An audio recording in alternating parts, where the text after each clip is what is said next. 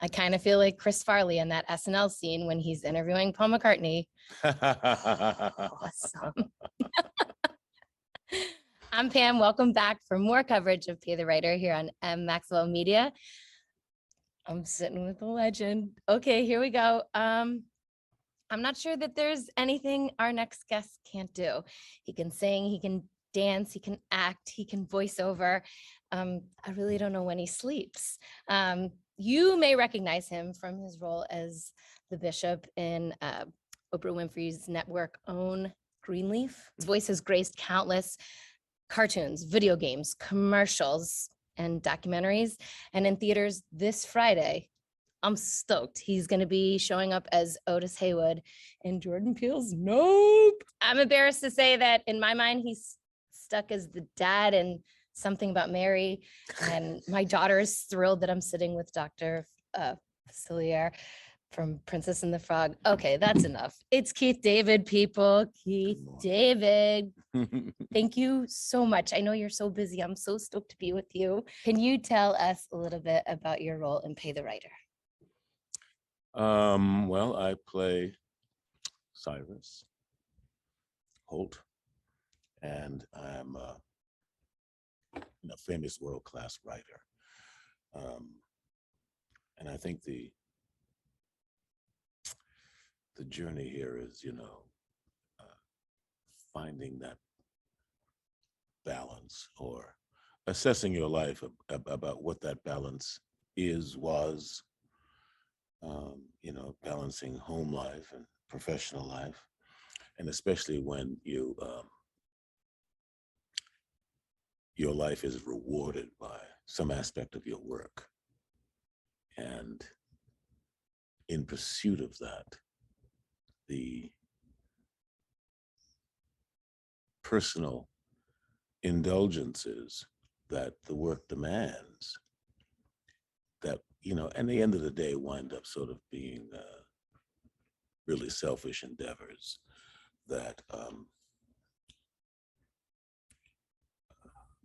has its toll on both your wives and your children and the other relationships around you. But I mean, essentially, I think the play is about relationships, friendships, deep friendships, and what really counts. Amazing. What is it you love most about your character? The thing I love most about him is that he really is good at what he does. At the end of the day, he really is good at what he does. Now, whether that justifies all that selfishness, I think not really. Yeah.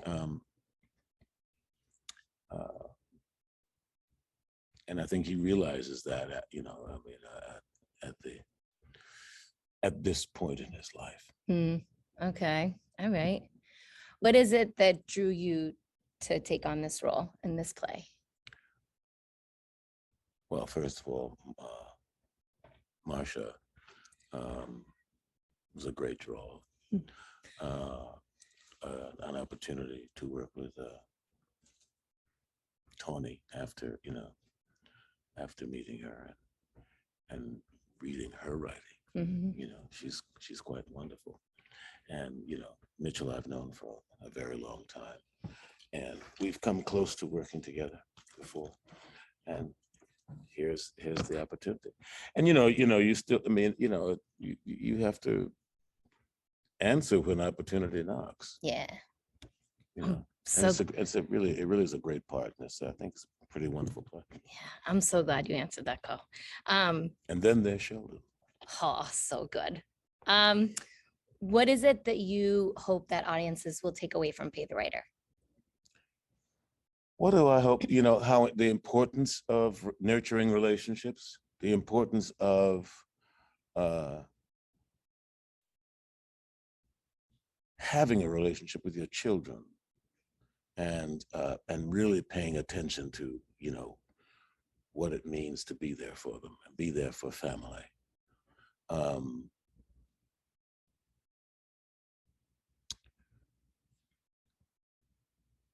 that relationship, love doesn't die. It evolves. It moves on, but it doesn't die. All right, I'm getting hypnotized by your voice. One last question. Do you think this play is perfect for a moment in time? At a moment in our collective history when we've all been forced to look at ourselves, whether you like it or not, to look at ourselves individually and collectively and how we behave as human beings toward each other. I think it's a very important play in that aspect because it gives you the chance to look at people who are looking at themselves, are reevaluating themselves, and in some instances, maybe even reinventing themselves. I love that. Woo! All right. Okay, you passed the question portion of my interview. That's perfect. All right, so now we're gonna loosen up. I don't know how you loosen up around Keith David. We're gonna loosen up. We're gonna play a game. I made a game all about you. You're not prepared. It's not a big deal. We're gonna call it Getting to Know You. Okay. So you have to answer me, whether you like it or not. And away we go. Aside from Pay the Writer, what is your most favorite piece to work on? My most favorite piece to work on? Oh, Lord. I'm working on a one-man show right now about Joe Williams. That's my favorite piece to work on right now. Awesome. It's called Here's to Life. Ooh, you heard it here first. Okay. If you could go back in time, who would you party with at a rap party? Would it be A, Brad Pitt, Mr. and Mrs. Smith, B, Patrick Swayze in Roadhouse, C, Brian Batt from Tales from the Hood 2, or D, Will Arnett, BoJack Horseman? Batt.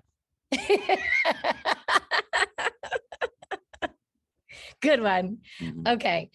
Your best advice to any actor out there right now, is it A, you will always look good in purple? Didn't even plan it. Didn't even plan it. B, when in doubt, sing it out, because you got some serious Nat King Cole going on.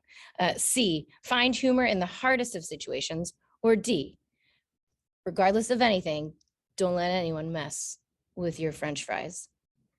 Find humor in anything and everything. Always keep your sense of humor. Never lose your sense of humor. And, let that be your default mechanism instead of being a jerk. That's the advice. Don't be a jerk, Keith David. Okay.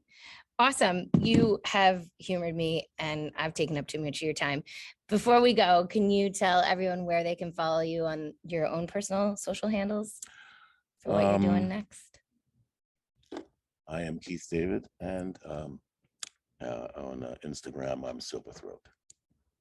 Awesome. Yeah. Thank you so much for taking the time today. I'm going to let you go back to your script and your snacks. And thank you so much. I can't wait to see what you do with Pay the Writer. Thank you.